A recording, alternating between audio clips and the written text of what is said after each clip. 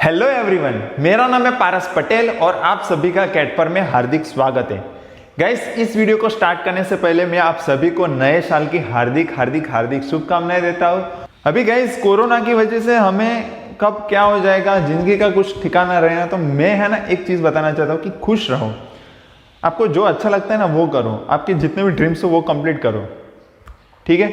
और keep growing, keep learning and never stop yourself, ठीक है। एंड इस वीडियो में हम सीखने वाले हैं कि पाइथन में फॉर लूप क्या होता है, उसके सिंटेक्स क्या होता है, उसके बहुत सारे एग्जांपल करेंगे। एंड चलिए शुरू करते हैं and code like a pro.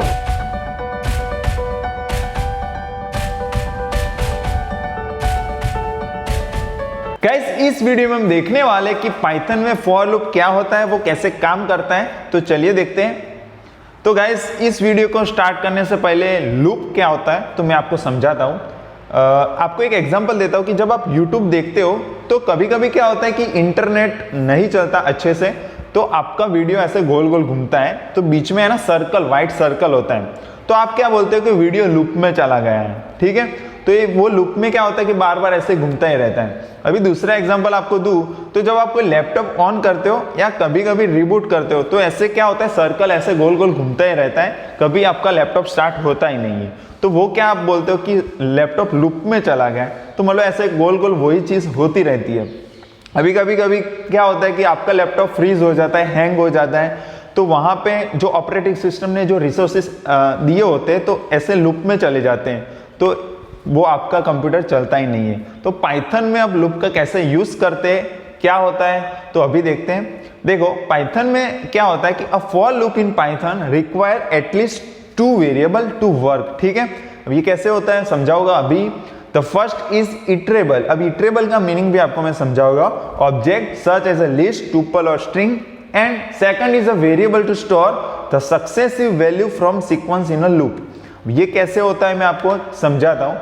पहले तो ये समझते हैं गाइस, पाइथन में 2 लूप होती है, एक तो डिफाइन लूप और एक होती है इनडिफाइन। इनडिफाइन। अभी ये डिफाइन लूप क्या होता है कि उस लूप में आपको पहले से एडवांस में बता देना पड़ता है कि लूप कहां तक जाएगी। आपको इटरेबल ऑब्जेक्ट असाइन कर देना पड़ता है कि मेरे पास लिस्ट है, मेरे पास इतनी चीजें, तो इतनी चीजें में ही आपको लूप चलानी है, ठीक है। अभी एग्जांपल करके तो आपको ज्यादा समय। और इनडिफाइन लूप में क्या होता है कि आप पहले से बताते नहीं है लूप को कि मुझे कहां तक जाना है, कोई कंडीशन आती है, वहां पे आपकी फॉर लूप स्टॉप हो जाती है, ठीक है।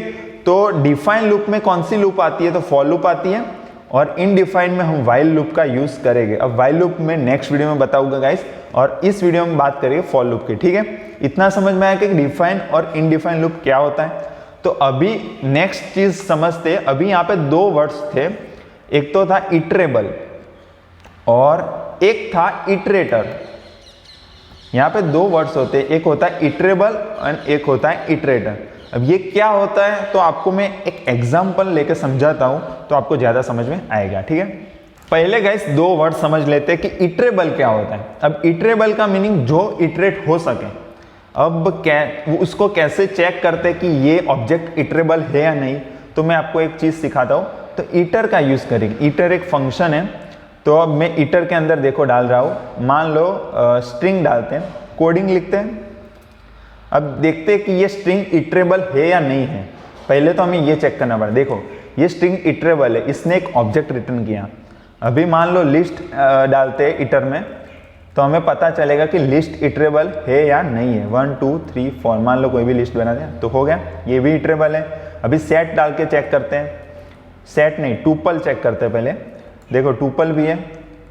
अभी मान लो मुझे करना है सेट, तो सेट भी क्या है, इटरेबल है, ठीक है। अभी डिक्शनरी चेक करते हैं, एक बार छोटी सी एक डिक्शनरी बना के चेक कर लेते हैं, तो ये भी क्या है, इटरेबल है। तो गाइज ये सारे ऑब्जेक्ट क्या है, इटरेबल है, तो हम इस पे लूप का यूज कर सकते हैं, लूप लगा सकते हैं। बट अब ऐसे कुछ कुछ ऑब्जेक्ट्स होते हैं जिसमें हम लूप नहीं यूज कर सकते।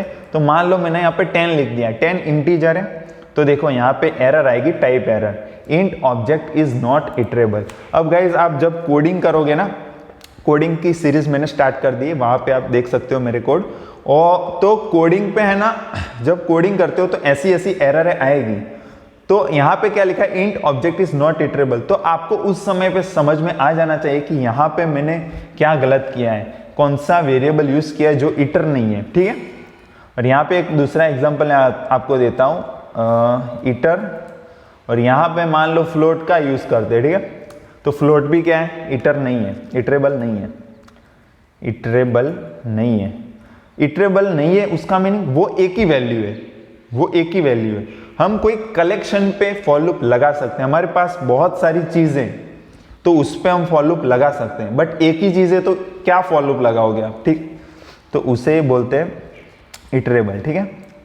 तो इटर करूँगा और मान लो कोई बुलियन वैल्यू डालता हूँ, तो वो भी क्या है, इटरेबल नहीं है। तो गाइज ये जो इटर हो रहे थे ऑब्जेक्ट, ये सारे ऑब्जेक्ट, तो इस पे हम फॉर लूप लगा सकते हैं। इतना समझ में आ गया आपको, इटरेबल क्या होता है। अब इटरेटर क्या होता है ये समझते हैं। अब गाइज क्या होता है कि जब हम फॉर लूप यूज करते हो ना, तो एक एक ऑब्जेक्ट का इटर बनता है। अब मैं आपको यहाँ पे करके दिखाता हूँ। मान लो यहाँ पे हमने एक लिस्ट बनाया था ना इटर करके, तो इसको फिर से यहाँ पे एक असाइन कर देते हैं इटर में, इटर ऑब्जेक्ट बनाते हैं, ठीक है। इटर ऑब्जेक्ट, और यहाँ पे इटर नहीं बना सकते क्योंकि फंक्शन है ना, तो आई बना देता हूँ, ठीक है। तो आई में हमने असाइन कर दिया। तो अभी देखना गाइस, यहाँ पे आई प्रिंट करेगा तो क्या आएगा, ऐसे ऑब्जेक्ट आएगा। बट यहाँ पे नेक्स्ट फंक्शन का यूज करूँगा। नेक्स्ट मतलब नेक्स्ट फंक्शन से हमें एक एक वैल्यू मिलती रहेगी। देखो नेक्स्ट आई लिया तो 1 मिला, अभी फिर से नेक्स्ट लिखूंगा तो क्या मिलेगा, 2 मिला, अभी 3 मिला। तो ये इटरेटर बन गया, मेरे पास एक इटरेटर है। इटरेटर क्या होता है, एक एक चीज पे जाता है और मुझे वैल्यू देता रहता है, सिंपल। देखो ये 4 मिल गया, ये 5, देखो अभी 4 तक था, अभी देखो नेक्स्ट आई किया, अब 4 के बाद तो कोई वैल्यू है नहीं, तो यहाँ पे एक एक्सेप्शन आया, स्टॉप इटरेशन, ठीक है। तो अगर ऐसा आता है तो उसके बाद हमारा नहीं चलेगा।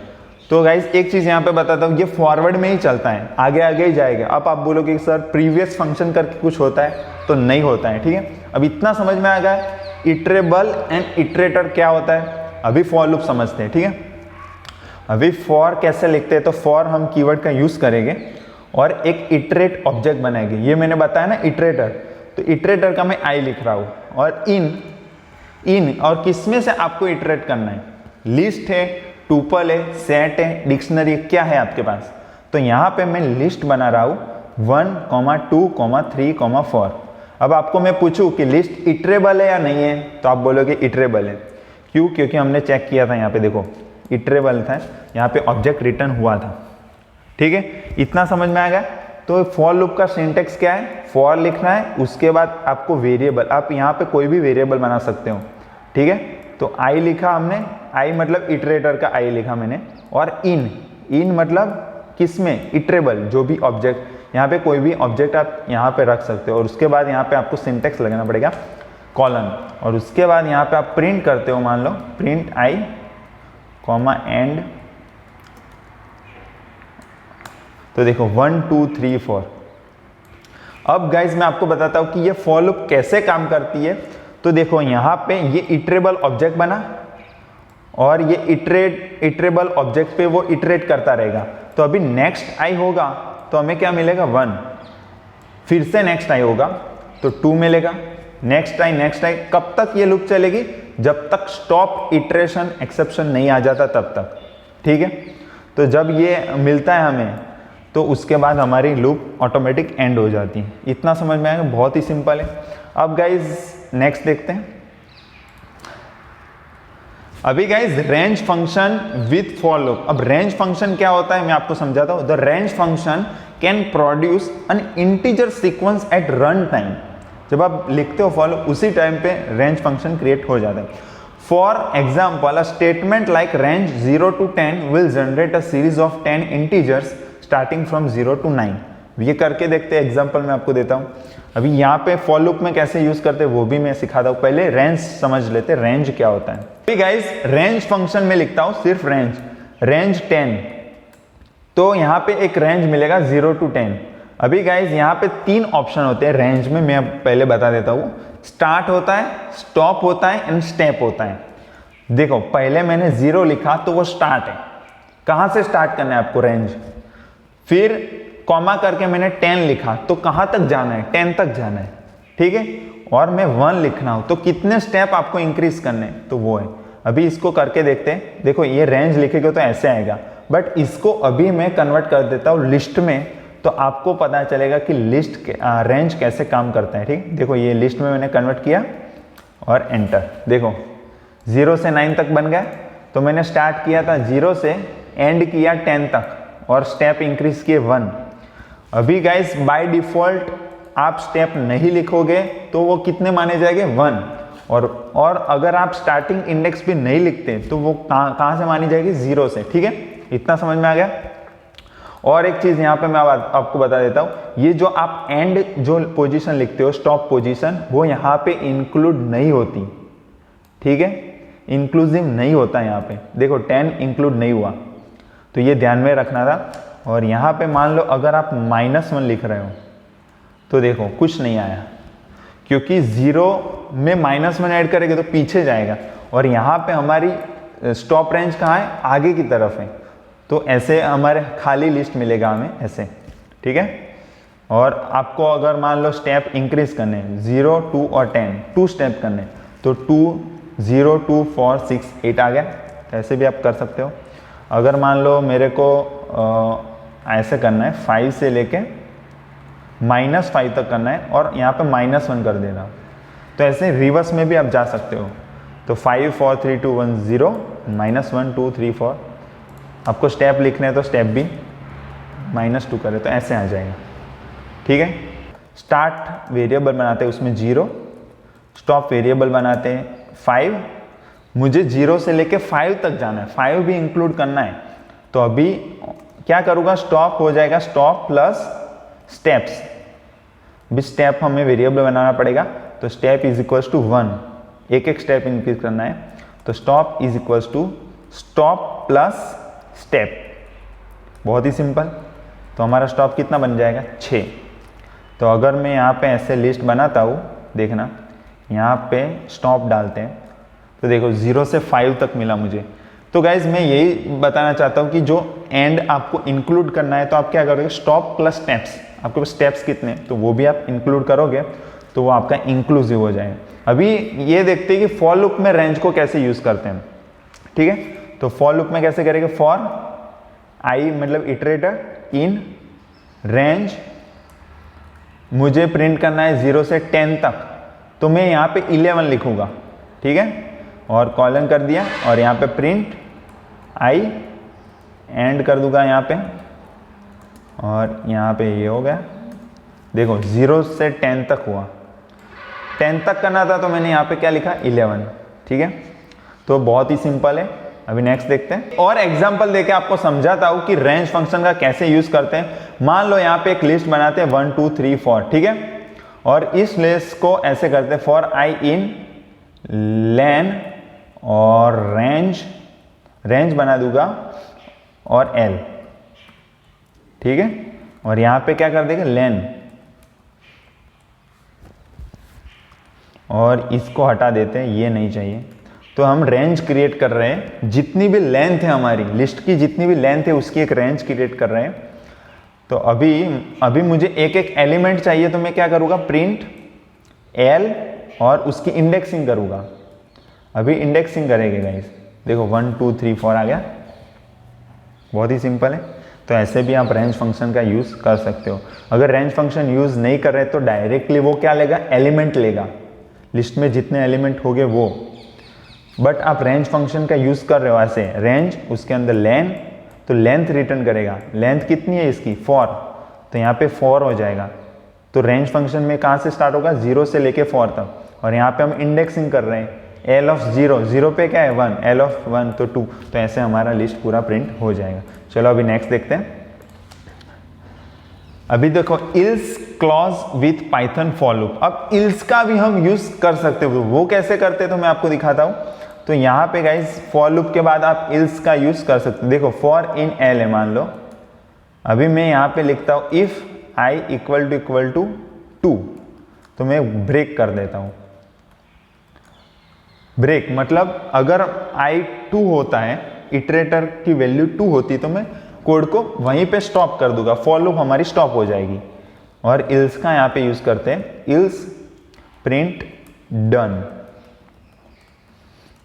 तो अभी देखना कि इल्स पार्ट इसमें चलता है या नहीं चलता है। अब देखना तो नहीं चला, कुछ यहां पे प्रिंट नहीं हुआ, ठीक है। बट यहां पे अगर मान लो यहां पे 1 मिनट प्रिंट लिख देते हैं तो ज़्यादा समझ में आएगा। यहाँ पे मैं ब्रेक नहीं करता कोड को, ये हटा देते हैं और यहाँ पे एंटर। तो देखो 1 2 3 4 एंड डन आया, तो इल्स वाला पार्ट चला। जब आपकी फॉर लूप पूरी खत्म हो जाती है उसके बाद क्या चलता है, इल्स पार्ट, और यहाँ पे जो प्रिंट लिखा है वो प्रिंट फंक्शन हो जाता है कि डन, पूरी लूप आपकी खत्म हो चुकी है। अगर मान लो यहाँ पे ब्रेक फंक्शन था तो पूरी लूप खत्म नहीं हुई थी, तो इल्स वाला पार्ट नहीं चला था, बट यहाँ पे इल्स वाला पार्ट चल गया। तो ऐसे भी हम फॉर लूप के बाद इल्स फंक्शन का यूज कर सकते हैं, बहुत ही सिंपल है। तो गाइस एक चीज और देख लेते हैं कि हम जब डिक्शनरी बनाए हो तो उसके ऊपर फॉर लूप कैसे यूज कर सकते हैं। तो यहाँ पे पहले हम डिक्शनरी बनाते हैं। एक एग्जाम्पल मैं डी लिख रहा हूँ और यहाँ पे मैं एक डिक्शनरी बना रहा हूँ, सिंपल सी डिक्शनरी बनाते हैं। इसकी बस ये 3 चीज की हमने डिक्शनरी बनाई, ठीक है। तो यहाँ पे मान लो मैं फॉर लूप लगाता हूँ, फॉर आई इन डी करते हैं, ठीक है, इटरेटर का डी और इटरेटर आई इन डी, ठीक है। तो मैं यहाँ पे प्रिंट करता हूँ तो क्या आता है गाइस, देखना आई अगर लिखते हैं तो देखना ABC आया। तो बाय डिफॉल्ट ये क्या करता है, की को प्रिंट करता है ABC। बट आप बोलोगे सर मुझे वैल्यू प्रिंट करनी तो मैं कैसे करूँगा, तो आप ऐसे भी यूज कर सकते हो। तो देखो डी डॉट वैल्यूज, ये मैंने फंक्शन सिखाया था जब मैंने डिक्शनरी का बनाया था। तो देखो ये वैल्यूज हो गई, ठीक है। अभी गाइस आप बोलोगे सर मुझे वैल्यू एंड की दोनों चाहिए, तो मैं क्या करूँगा, तो मैं भी वो भी सिखाता हूँ। तो आपको क्या करना है, उस टाइम पे 2 इटरेटर बनाना है। अब 2 इटरेटर भी बना सकते हो, एक से ज़्यादा इटरेटर बनाना है। तो मैं की बनाता हूँ, कॉमा करके वैल्यू, 2 चीज़ लिखता हूँ, ठीक है। और यहाँ पे डी डॉट वैल्यूज नहीं लिखूंगा, अभी क्या लिखेंगे, आइटम्स, डी डॉट आइटम्स, ठीक है। तो यहाँ पे देखना 333 क्यों आया, क्योंकि हमने आई लिखा है, यहाँ पे प्रिंट हम आई कर रहे हैं। तो हमें क्या करना है, K, V, यहाँ पे देखना A1 B2 एंड C3। तो ऐसे हम की एंड वैल्यू भी प्रिंट कर सकते हैं। तो यहाँ पे इटरेटर में ऐसा नहीं है कि एक ही इटरेटर बना सकते हो, तो एक से ज़्यादा भी इटरेटर आप यूज़ करके आप ऐसे प्रिंट कर सकते हो, ठीक है गाइस। नेक्स्ट वीडियो में व्हाइल लूप कैसे यूज़ करते हैं वो सिखाऊंगा। Thank you so much. तो गाइस इस वीडियो में इतना ही। अगर आपको कोई क्वेश्चन है तो कमेंट कीजिएगा, मैं जरूर आंसर दूंगा। तब तक के लिए हंसते रहिए, खेलते रहिए और खुश रहिए। इस चैनल को सब्सक्राइब करना बिल्कुल ना भूलिए। Thank you so much.